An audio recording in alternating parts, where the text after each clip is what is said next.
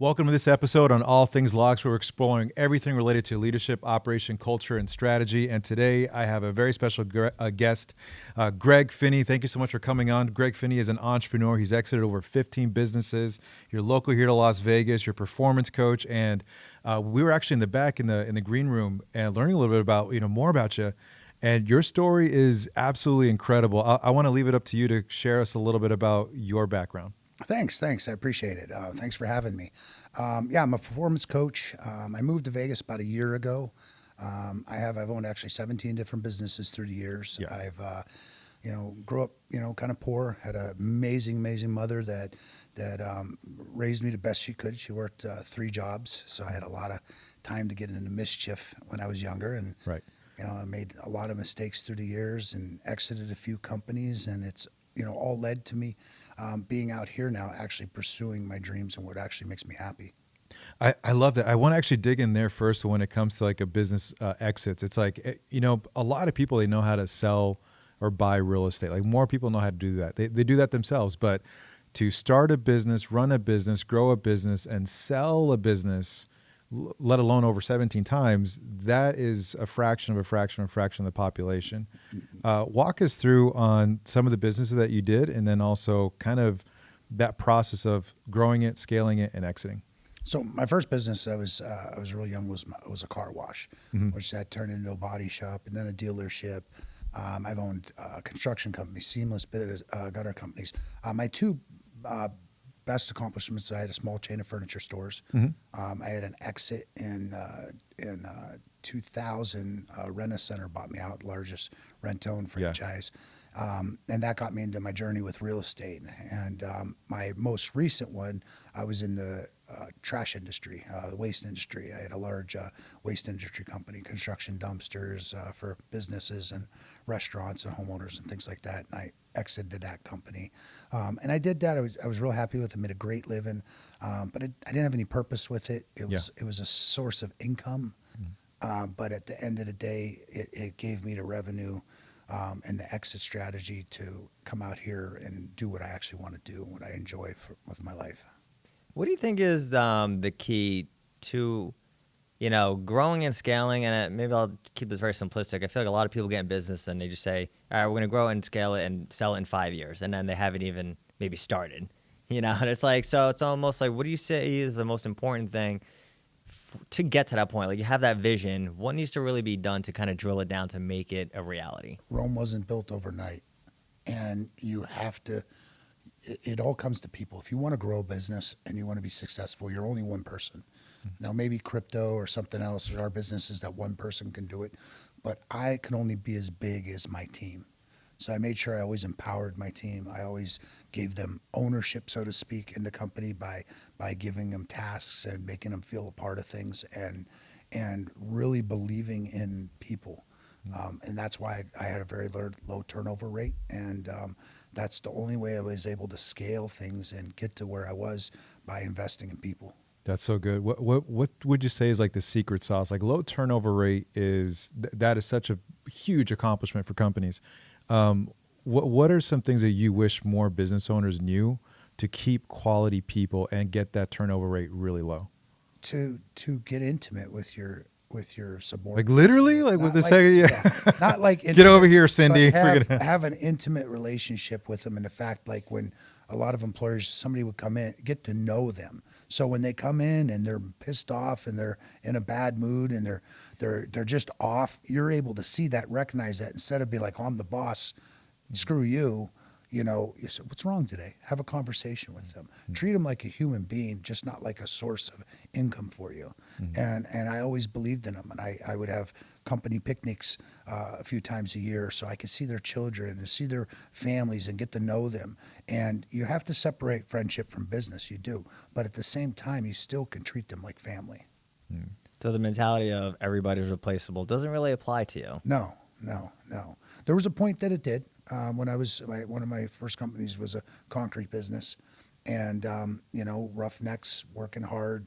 You do what you say, do what you're told, suck it up, and I had a high turnover rate with that. And the world's changed now too. Men are demasculated and more sensitive now than they were back then. But I learned, if you treat somebody like that, you're going to be really lonely at the top if you even make it to the top. Right. I bring everybody with me. As I grow, everybody grows. As I make money, everybody makes money. Did you see any financial benefit, right? Because it's like the good person in you. You're just like, all right, I don't need to be a jerk. Let me just be a good person. But did you actually notice any kind of financial benefit to actually retaining employees versus, all right, I got to replace them so frequently? Oh, absolutely. I mean, one, it cost us my average company cost about $4,000 to replace somebody.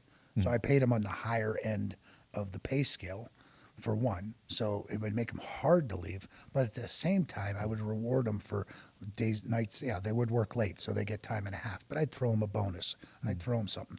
I had guys, everybody treated it as if it was their company. And it builds a culture around it. And if you build like a family-oriented culture around any business, it's going to scale and grow despite of you. When I snapped my arm in half, my company could have went under. Like, I was in a real growth period, and things were real fragile. The checking account was non-existent, and I was done. I couldn't move. I almost lost my arm. And my employees stepped up and ran it actually better than I did. That's so awesome, dude. Yeah, how much of that? 'Cause we saw a quote. I think Dan, you might have it. It was processes versus profits. Yeah, it's like it's something you posted recently about. If you focus on profit, it's like basically you're gonna kind of screw yourself over versus just focusing on the actual process. Yeah, because if you're a salesperson and all you think about is the sale, they're gonna smell commission on your breath. If you think about, I just got to make this, I got to just make that. Enjoy the journey, man. Work hard, give a good service, give a good product, treat everybody right. The money's going to come. So if you're into business, I mean, obviously we're all in the business to make money.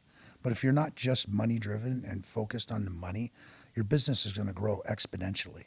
So it sounded like you really took time to get to know people, get to know them on an intimate level, just like understanding where they're at. So you have a really strong baseline. So if they're off, you can identify that quickly. You can have those heartfelt conversations or tough conversations. And then even when you're saying, like, I snapped my arm in half, then you also had not just the mindset and the heart set of the people, but there's processes in place that allowed your business to continue to grow, but even thrive while you were gone. Yeah. Well, I stopped micromanaging a long time ago. I gave everybody and that was tough to do. What was that switch for you're like, I'm not doing this anymore. It's not working. I just, I wanted to have a little bit of freedom to myself. I wanted to go home some nights and not have to worry about business every single night. I've been in business since I was 16. So by giving some of your power to other people, one, it gives them sense of ownership. It makes them feel more important. So they're going to want to work more for you.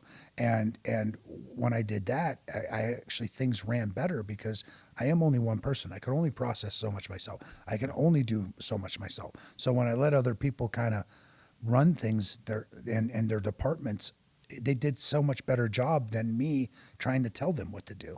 Yeah, see that, and I was gonna ask you because I feel like I hear from a lot of entrepreneurs and business owners in general who say, well, the employees, A, they don't care about the company as much as I do, and then B, they'll never work as hard as I do, which is why I need to micromanage them and make sure they're doing everything. So what would you say to that person? I totally disagree, and I used to be that person.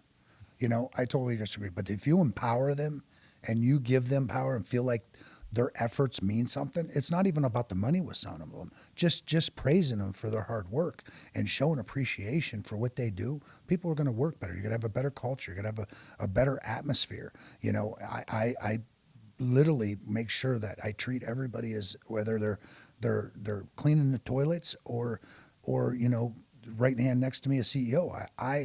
I treat everybody the same. And I would always do the things that nobody else wanted to do too. I would clean toilets.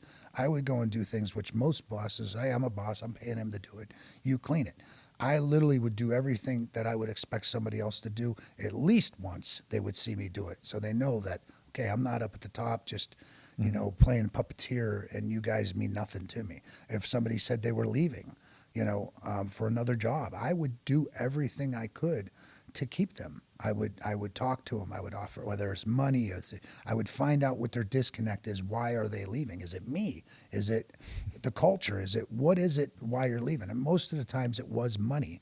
And I was able to negotiate with them and keep them with me. It's just treat people like they matter. I love that side of things, because you said two things. One of them was around leadership, and that the expression that happens in the business when you're in the trenches, when you're scrubbing the toilets and they're seeing it, it's like a different type of like servitude leadership versus serving leadership. And the byproduct of that is, you mentioned culture. How do you describe culture in your words, and what is a bad one and what is a great one? A bad culture is, when you got people busting their butt for you and they see you out posting on your four-wheelers and your jet skis and your nice cars, and, they come in the office and, hey, good job, guys, how about check out the new car I bought? And, and they make it all about them. A good culture is making people feel comfortable, making people want to get up in the morning and come to the job they do because they chose that as a career. Not everybody is meant to be an entrepreneur or a business owner, but because the career they taught, I don't care what position it was in my company. I had a guy that just washed trucks. I treated him as a professional. He was a professional truck washer.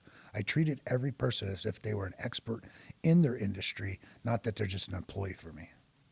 Yeah, I sound like that, because then you hear business owners who also say, I want the employees to treat my business like it's their business, but then they give them none of what you just described. Yeah. Like, it's like crappy attitude, no appreciation, no increase in money. And then they're like, why don't they treat it like it's their own business? Like, Yeah. I mean, most employers will pay you just enough so you don't quit. And most people do just enough work that they don't get fired.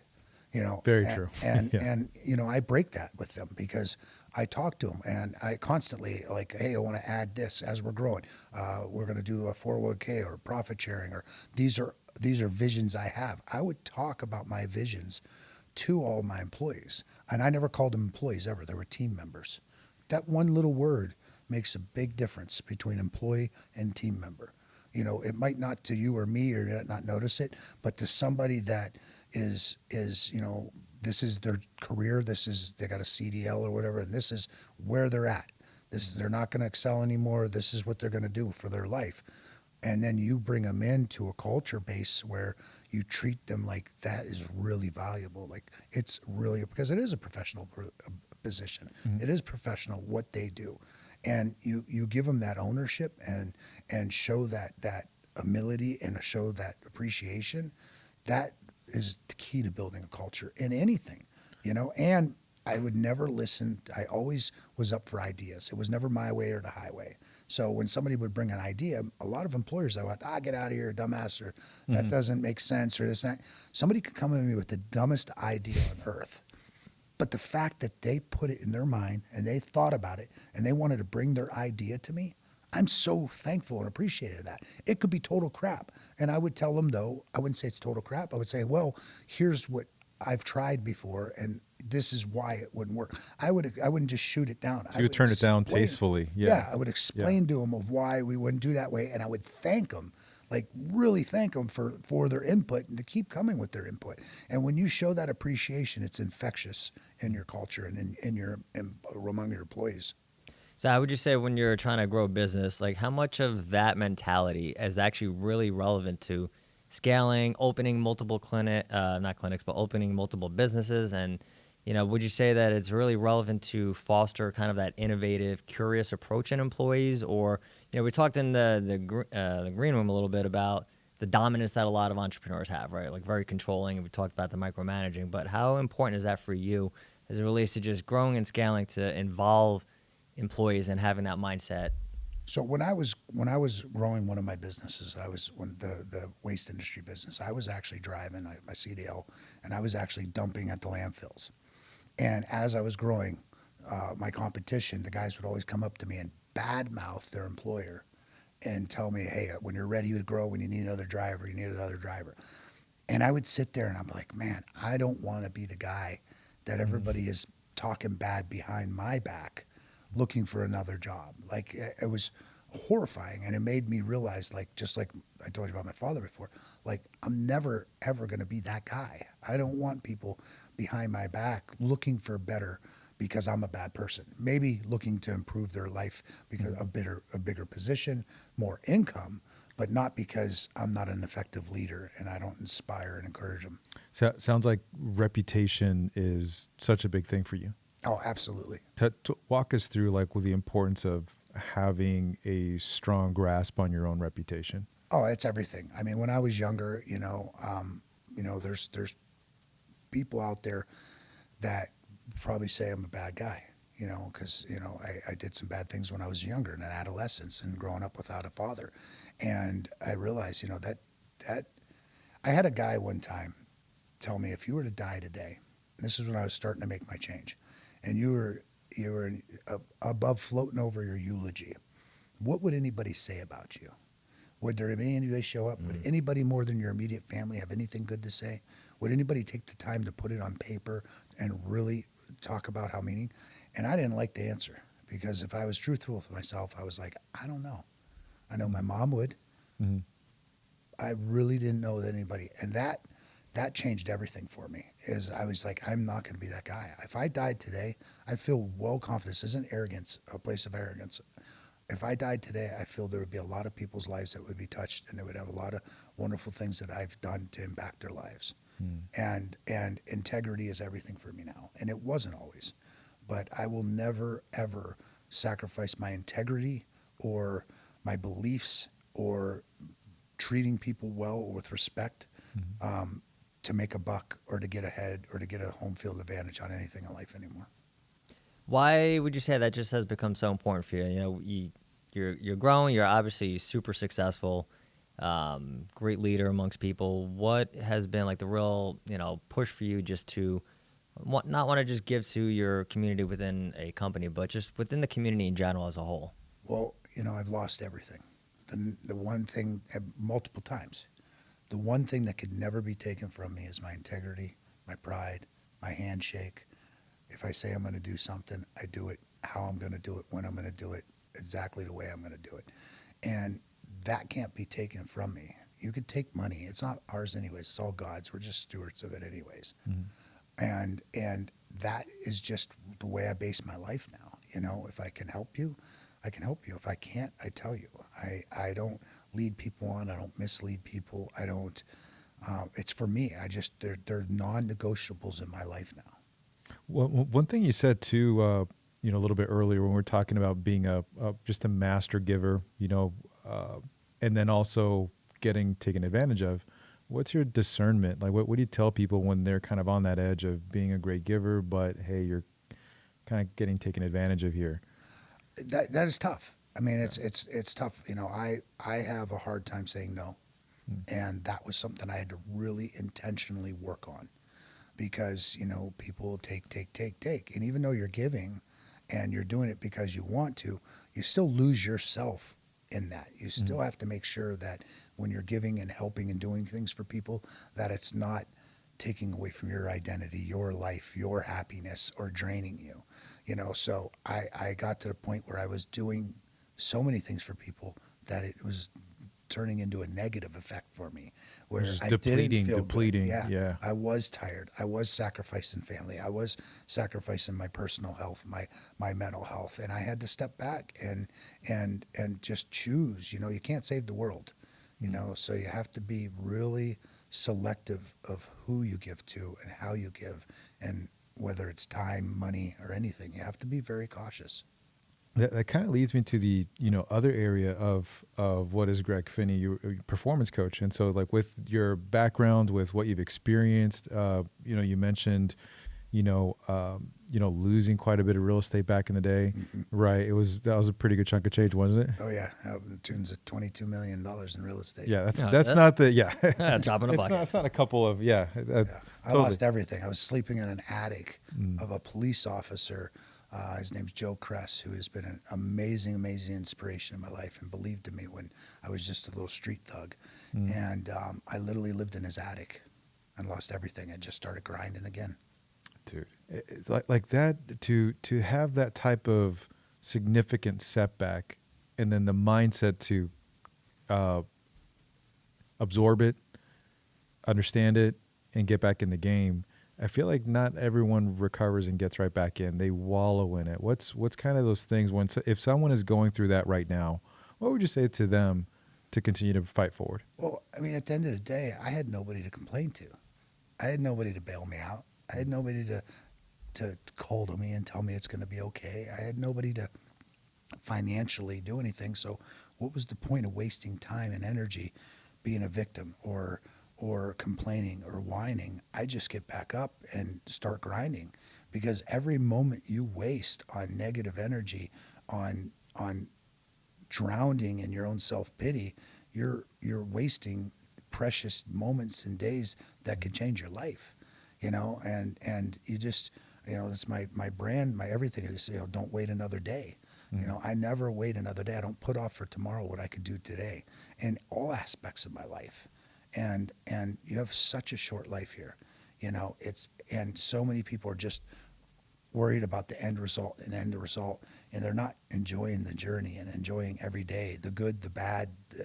I wake up in the morning, and just like Denzel Washington said, I put my slippers underneath my bed. So I get down on my knees and give thanks, and it reminds me for the days that I'm in a rush and I don't want to think of it. I press snooze, and it still makes me every morning have gratitude, and I have another day to inspire people to go after. I don't look at life as problems. I look at it as solutions. And I have the intellect, the ability, and the God-given gift that I can figure things out. So now you had the opportunity to, kind of like Antonio painted the picture, you had the opportunity to have just everything completely fall apart, right? Like sleeping in an attic, and that could have been it. Like your life could have been garbage, but you made it what it is. But now you're working with entrepreneurs who on the surface seem to have it all, right? It's like the Instagram lifestyle. It's like happy marriage, got my Lamborghini, got the big house, but then they have resorted to habits that you would say like are definitely very toxic, like drugs, alcohol. And we know amongst entrepreneurs that it's just a high rate of depression, high rate of drug use, a certain demographic. So when you're working with these individuals, because you've kind of you've had the ability to maybe experience that a little bit, how do you kind of coach them on maybe using gratitude as a way to find their way back, or kind of pull away from some of those toxic habits and just start really kind of getting hunkered down on life? Well, most entrepreneurs are in denial. All of us are in denial of our bad habits or our shortcomings. You don't see it in front of your face until it punches you in the face. I'm really good at punching guys in the face. They have to be completely open with me. They have to tell me their whole life, because they're only hurting themselves. And if you can open their eyes to all the dysfunction that they're doing, they can finally see how dysfunctional it is.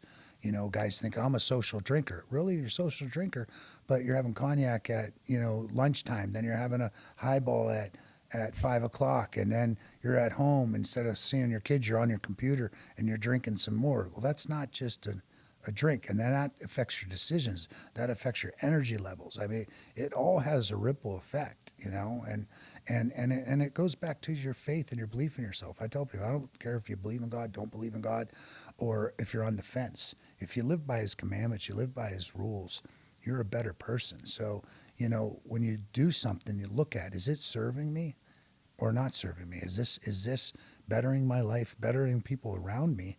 And you got to stop and think about those things. And if you actually take a moment to think about something before you do it, you would make a lot less mistakes in life. So I'm going to play devil's advocate. Right? I'm that entrepreneur like, Greg, I don't have time to, I'm building a business, or, maybe I'm managing multiple companies at the same time. I don't have time for that other stuff that you're, talking to me about. I got to focus exclusively on the business. I'm grinding. Like, what do you want to do? I'm the breadwinner. So we're going to look at your business, and we're going to see your expenses and see what you really make. And we're going to take some of that money, one less Lamborghini, one less car, one less house, and we're going to hire more employees. You're going to stop micromanaging, and you're going to start adding some serenity to your life and add some I don't like to say balance in your life, because we talked about that. I don't believe in balance. I believe you got to be all in the present moment of whatever you're doing, but you also have to have those segments in your life. You have to have time for your family, time for your kids, time for yourself, and you have to intentionally make that time. And if you're just all in on one thing, everything else is going to suffer. You don't want to be the guy that's taking his kids to the beach on the weekend, but he's sitting on his laptop the whole weekend. That's not balance. You want to put that laptop away. I learned that from Jim Rome. Put that laptop away. Spend time at the beach with the kids, because 2 hours on the laptop while you're playing with your kids is only like a half hour productivity.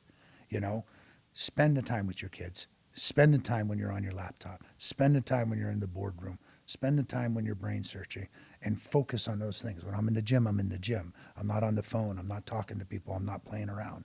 And just do those things. And just those little changes alone could change your whole life. Dude, I love that. I'm kind of curious with this side, because people have to seek mentors at certain points, right? You kind of mentioned, like, hey, when people hit rock bottom, or when they're doing things behind the scenes, or something's being kind of icky or creepy, there's a certain kind of conversation one has to have in the mirror, where it's like, I need help. I need to connect with somebody. I need to get mentored. How does one kind of find one and then earn the right to be mentored by that person? Well, one, none of us are born with this. It's all learned. You know, we're all born the same. We all have the same programming, and we all have the ability to learn. And I'm where I'm at because of all the mentors. If it wasn't for my first mentor my mom is my biggest mentor, hands down. My mom's just the most amazing woman on earth.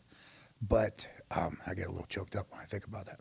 Yeah. But Pastor Derek, he was a big mentor of mine, but Father Dedish was a man in my life when I was younger and doing crazy stuff and being a nutbag, and this guy didn't judge me for any of it, and it made me feel bad for the way I was, actually, and it made to be a sponge to that. And if you want somebody to mentor you and help you, you need to have an open mind. You need to shut your mouth, listen to what they have to say. Don't be combative to them. You don't have to agree with everything. I had probably 50 mentors for my life. I don't agree with every single one from all of them. You take what you can from them, but you do it with respect, dignity, and appreciation and gratitude that they're taking the time to show you the recipe that worked for them. When people are dealing with these kind of negative belief systems, you mentioned the word programming. It's been on their mind over and over, year after year, maybe decade after decade. And then now I have to reveal that over to you in order to fix other areas of my life so that my business can get better, other things can get better. How tough is that for people? Do you get that right off the bat, or is it a journey of peeling back that onion? It's a journey. I mean, some people are ready. It depends on like here's everything, man. It depends on where I get them. Yeah. Some people are like, well, I just want to lose a little weight. Okay, well, and they think they're just going to get a meal plan from me and some exercise. Well, what caused that weight? Mm-hmm. That's what gets them uncomfortable. Is it your comfort food, stress eater? Are you out at bars at night instead of being in your family? What are your habits that led you to this position? So we dig into that. And once we start diving into those layers of the onion, like you said, it starts getting painful. And that's the difference between someone that makes it and not. That's why that whole 21 days to a habit is crap. I'll fight that with anybody. That's why with me, you're 6 months, but I want a year commitment, but minimum 6 months before you really get lasting changes in your life that you see and you believe in, and you want to change more, and you want to be better, and you want to be happier, and it takes, you have to be either ready, or you have to at least be open to it. Not agree with me, but at least open to it until I can show you that it's worth agreeing with. Greg, do you have maybe a story? And obviously we could leave, names and everything out, but of people where they came to you and it was just one layer after another where you're like, wow, this is pretty deep. And now, a year and beyond later, that they're in a completely different place in doing that. There was a couple that I've known for years. And, I actually, was inspired by the husband in relationship, because he was massively successful. And they had the white picket fence and the nice cars in the driveway and beautiful kids. And you just, they would have the biggest parties. And you just think, man, they got it together.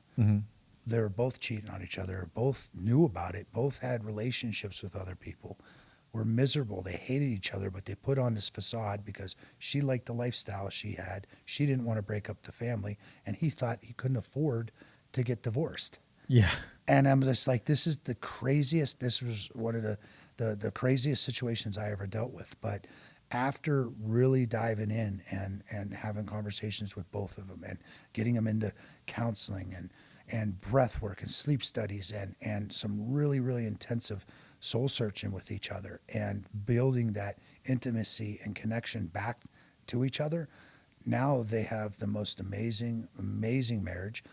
She's actually part of the company now. Their sex life is amazing. They can't believe that they were ever in a place like that before, and it makes me feel so good. I mean, it wasn't about the money even. I make good money doing it, but it was the fact that they saved their marriage, not me. I opened up the doors, showed them the tools, showed them what they were doing, showed them how horrible it was to each other, and they realized that in the beginning they loved each other. And and I made them realize, remember when you first fell in love, what happened? And they realized that it was such a mess that they both did it, and they both put their egos aside and opened their minds and their hearts and brought God into their life too. And now they're amazing. Now I can't imagine what his net worth is now, and his business is successful, and they're no longer keeping up with the Joneses and putting on a fake facade. They're truly happy. Now, as you're, that's a wonderful story. Like that's the kind of, I'm sure that like probably fills you up. That's like obviously the whole purpose. What we're trying to do, like help people and help them grow and develop. At this point in your life, do you still have mentors? And if so, like, because it's very easy for somebody to look at you like, all right, this guy's like, definitely a lot of people's eyes, you've made it, right? Like you're the pinnacle of success.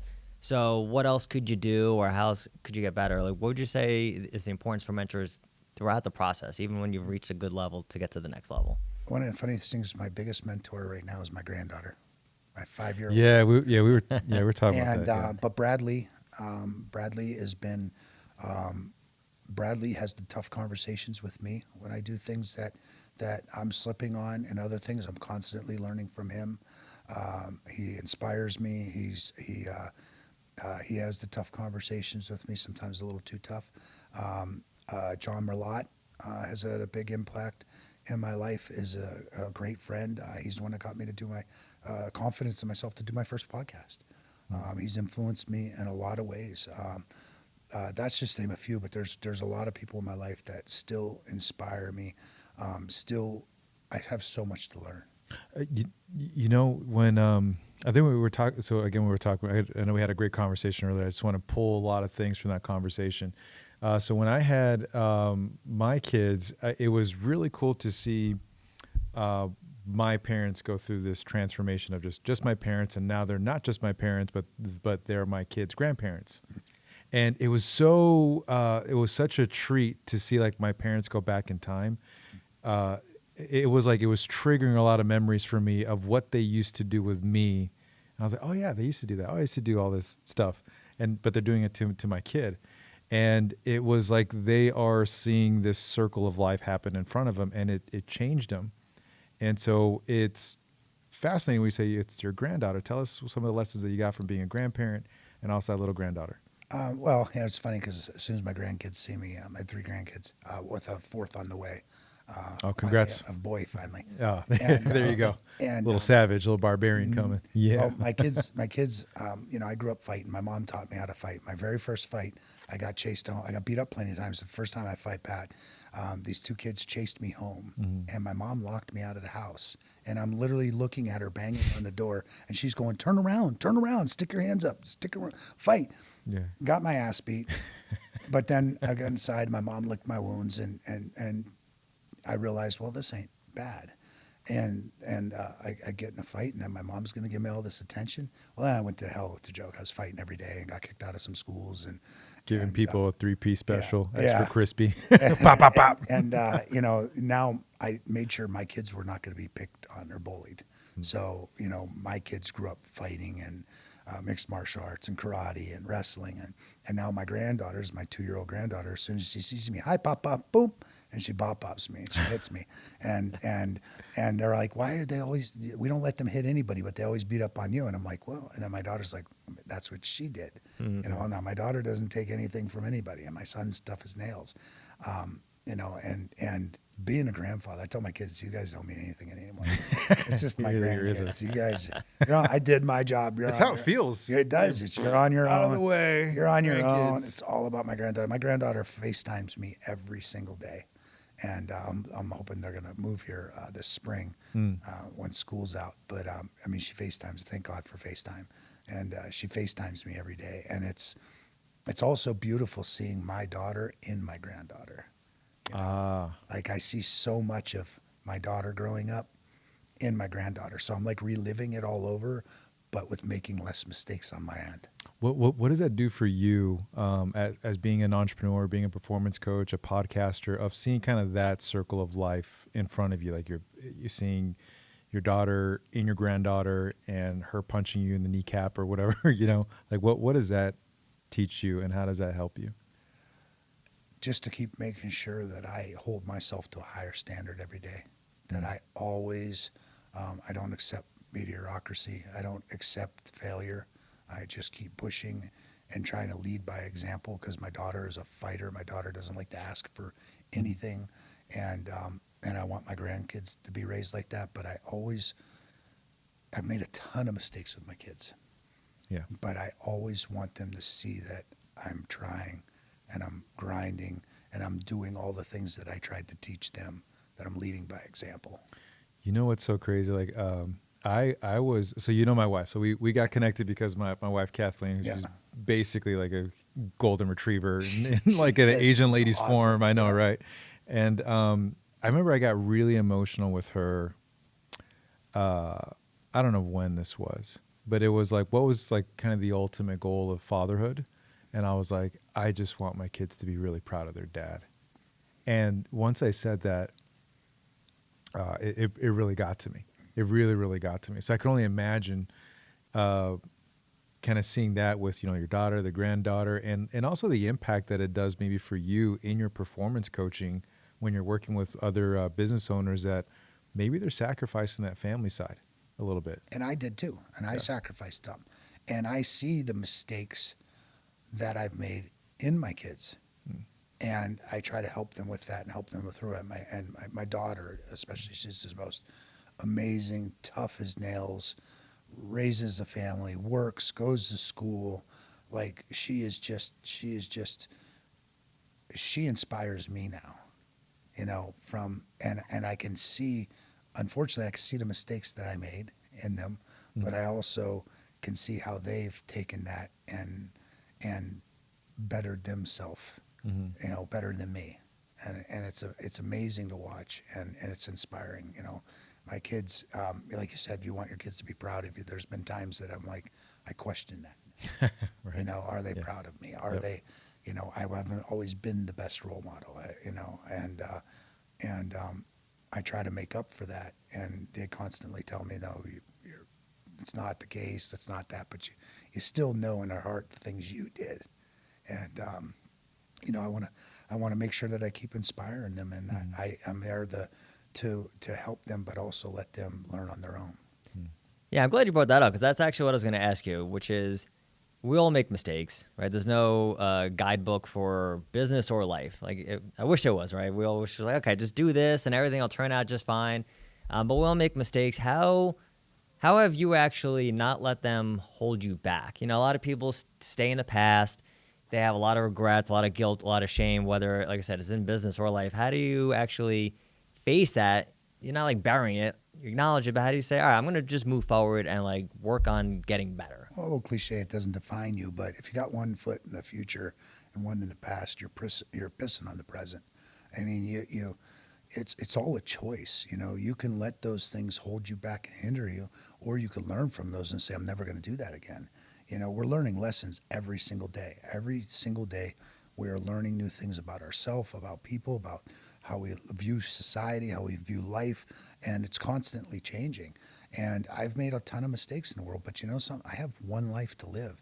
If I'm going to sit there and beat myself up and hinder myself from the mistakes I made when I was younger or thought I knew everything about the world, or it's going to stop me from growing and being my true potential and doing the things that I truly love in life.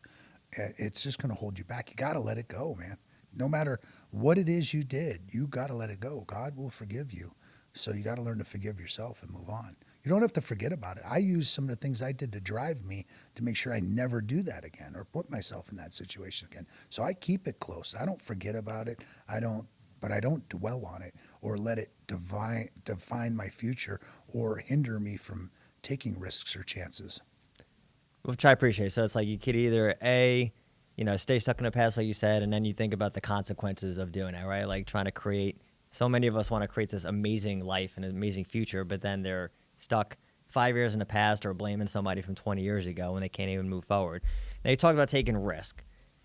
How important is that to you with regards to just life? And obviously you've had I think you said 17 businesses. There's got to be obviously a lot of risk there. How do you actually just embrace that, right? Because it's definitely very easy for people to kind of get scared shitless and run away from it. I mean, you're saying, I'm going to take it head on. A lot of people say they're not afraid to fail until they fail. and that stops people. I'm not afraid to fail. I can have 100 problems, but they're really not problems until you have one. And what I mean by that is everything in my life up to this point, money could fix. Is that a real problem?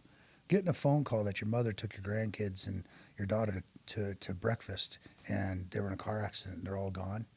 Now you have one problem. Now nothing in life matters but that.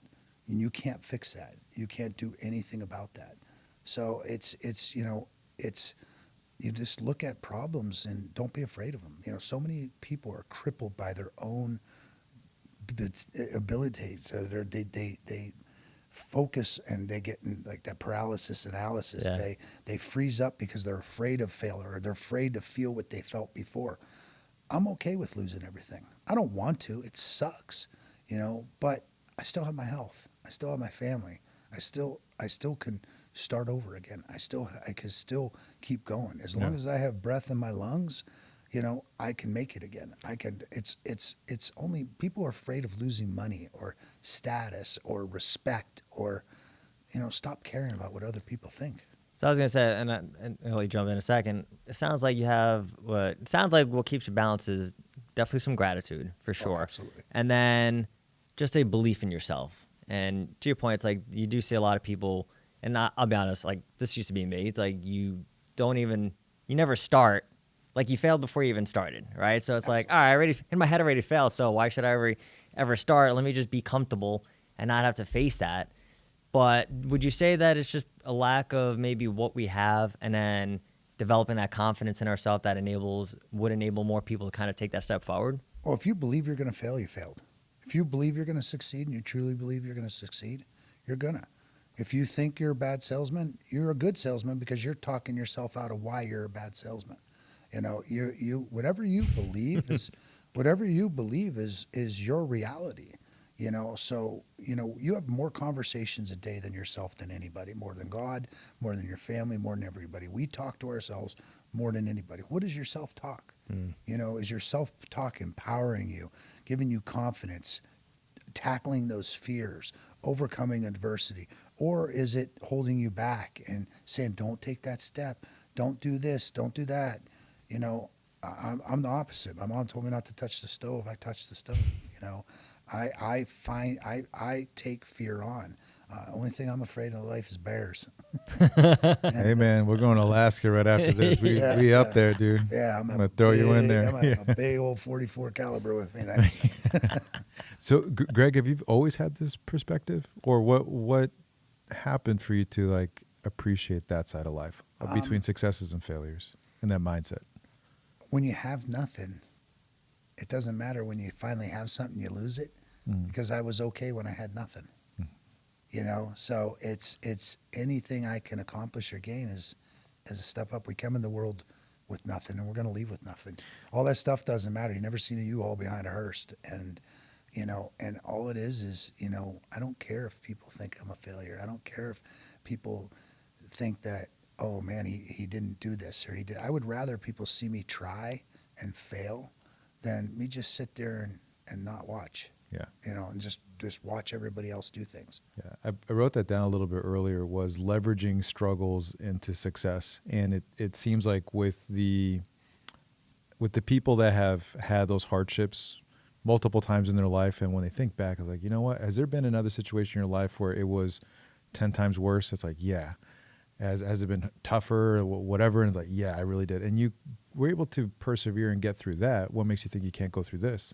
And sometimes people forget that perspective, you know, and it sounds like you definitely have that at the forefront, that you don't have all of a sudden this amnesia that, hey, when I'm facing a new challenge, I do sometimes think about what I went through, and that gives me that strength to persevere. If I went through that, I can get through this. Well, and at the same time, though, is no matter what, it's going to work out. Yeah. Whether you like the end result or not, it's going to work out. You can't stop time. Mm-hmm. So every situation that is sucked in your life is in the past. Yeah. So if you're in a situation that sucks right now, if you're in a situation that you're challenged right now, if you're in a situation that you just don't see an end result, there's going to be an end result unless you take the weak way out and like put a bullet in your head. It's going to work itself out. So you're better working it out with a good mindset and a positive energy and tackling your problem than putting it off, because you're just putting off. It's just going to take longer to resolve. It reminds me of that famous saying that it all works out in the end. And if you're going through it, then it's not the end. Yeah. Yeah.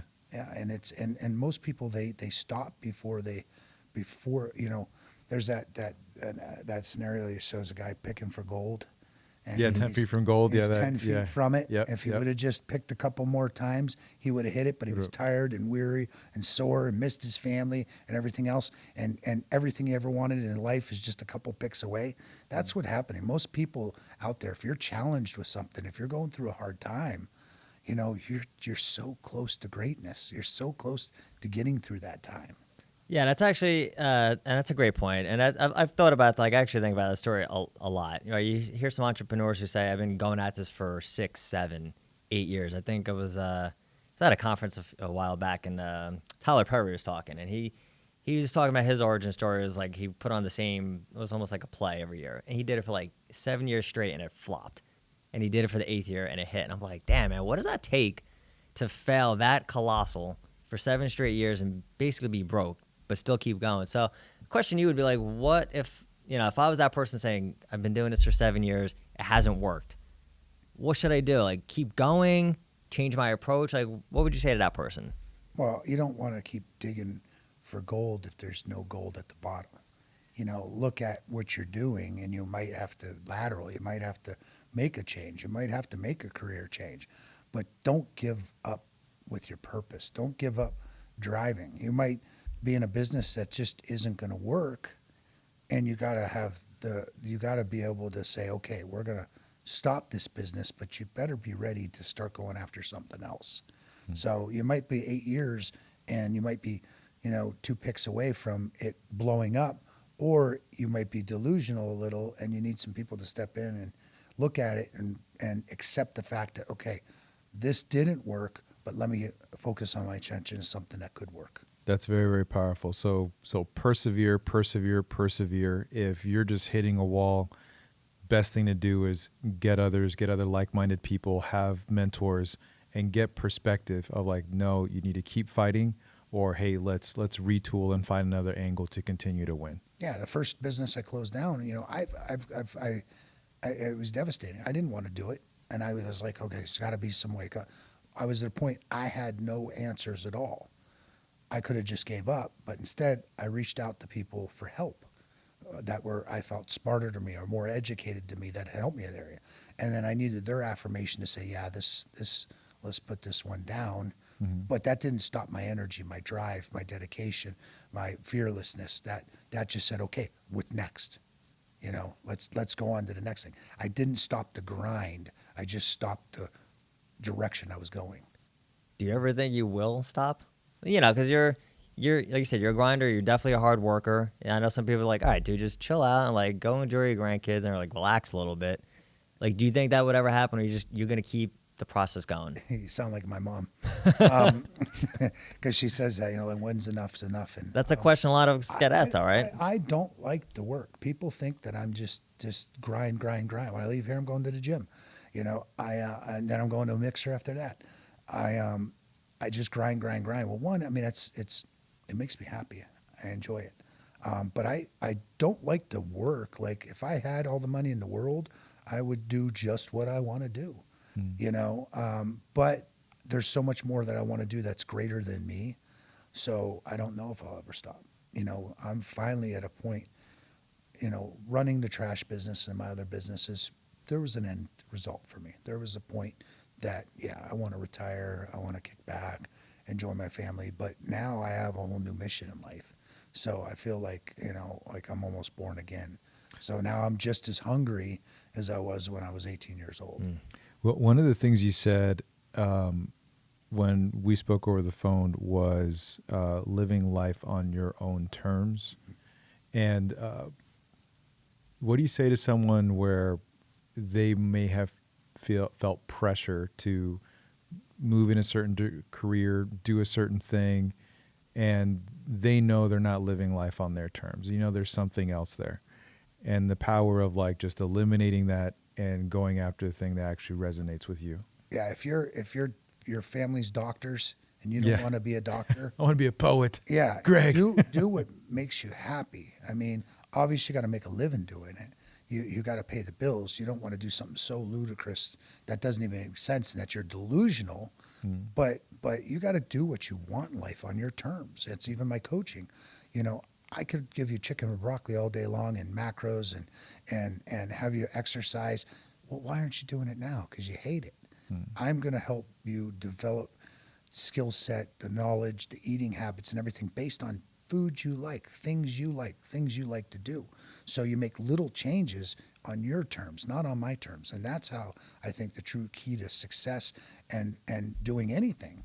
You know, if you're just doing everything for someone else or someone else's way, you might as well be in prison. 100%. How can people get in contact with you?